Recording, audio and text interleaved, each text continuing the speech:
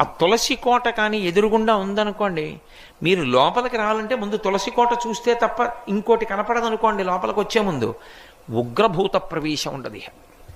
ఆ ఇంట శక్తి నిలబడుతుంది. కారణం ఏమంటే ఆ తులసికి ఉండేటటువంటి శక్తి అటువంటిది. కాబట్టి ఆ తులసి గురించి చెప్తూ ఒక మాట అంటారు.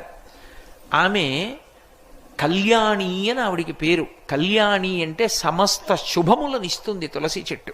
అలాగే సమస్త భద్రములనిస్తుంది తులసి చెట్టు. అందుకే ఇప్పటికీ ప్రాణోత్క్రమణం అయిపోతోంది, ఆయన తులసి కోట దగ్గరికి వెళ్ళకపోతే కనీసం తులసి నీళ్లు పొయ్యండి అని తులసి నీళ్లు పోస్తారు. ఇంకొక నీళ్లు పొయ్యరు, తులసి నీళ్లు పోస్తారు.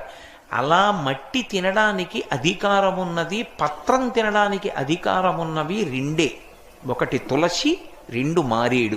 అసలు నేను సరిగ్గా